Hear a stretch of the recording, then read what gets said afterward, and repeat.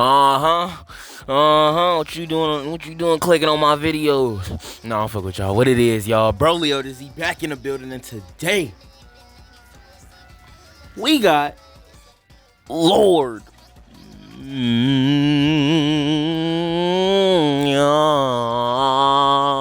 Megatron in the motherfucking building. Start applauding. Last time we had Annie Leonhardt, that was pretty good. Didn't pretty much go well. It kind of flopped it. I'm gonna come after everybody. But no, I hope y'all enjoy this video. Sit back, relax, and get you some of these. Y'all hear that? Get y'all some brewskis. I'll catch up with y'all. I am as I've always been. Ruthless, powerful, indomitable.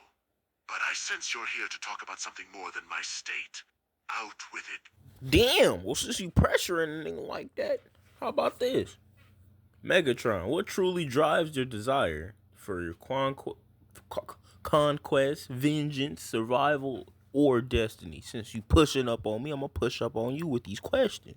Flashing, you dare pressure me. How amusing. Very well, since you wish to play philosopher with a warlord. Conquest is power made manifest. Vengeance, a fleeting spice. Survival, for lesser beings who fear extinction. But destiny, my destiny is written in the fire of fallen worlds and the silence after planets die screaming.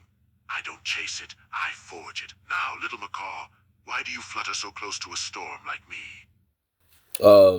To understand your philosophies and why you do what.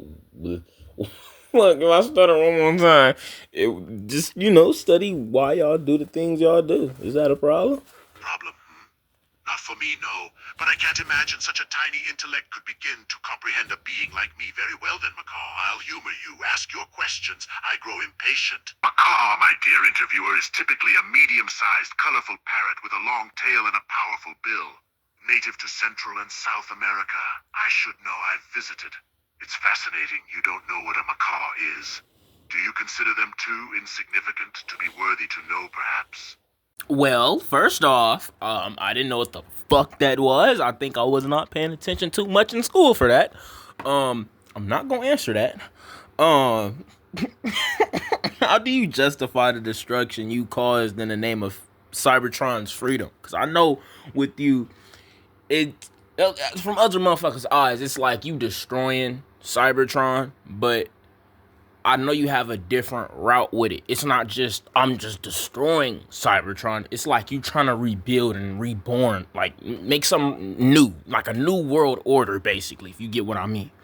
How curious. Very well. Let us say this. Cybertron was already dying when I rose. Its people were divided, its leaders corrupt, its society rotting from within. What I did was not destruction. It was renewal. A planet cleansed by fire can be rebuilt stronger than before. Right. And if that doesn't satisfy your conscience, then perhaps we should end this interview here. Well, first off, I don't need anything that you say to satisfy me, my boy. But that makes sense. Cybertron was already on his dying point. So what started that? Like, I would say like the beef between you and Optimus, but I know that goes very, very long. But it's not even that. It's like, how did factions break up?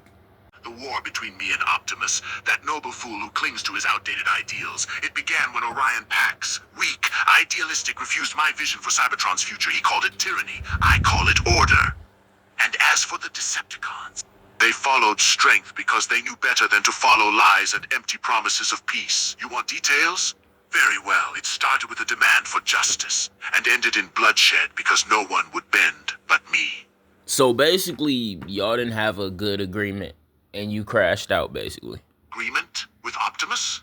I was never interested in his spineless compromises. He was too naive, too weak-willed. No, there was no agreement. I wanted power, I wanted justice, and he wanted to cling to his foolish dreams of peace.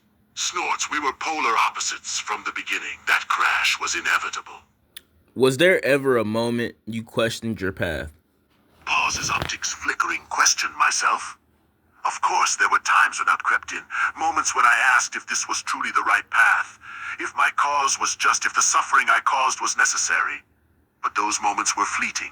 They faded quickly in the face of my determination and the fire that burned within me, the fire to change Cybertron no matter the cost.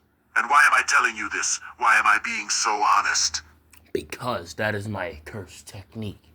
It makes people be honest. No, speaking of cursed technique, How would you feel if after all this, I let you meet someone who's kind of in your criteria a little bit? You speak in riddles, human, and yet you intrigue me. Go on then. Who is this person you claim I would be interested in meeting? Ooh, okay. He was brought up in the Heian era. Everybody know who I'm talking about. Well, I don't know. I actually want y'all to meet before I can even tell you anything, to be honest. He leans forward, intrigued despite himself. The Heian era? A time of poets and courtiers on your primitive Earth?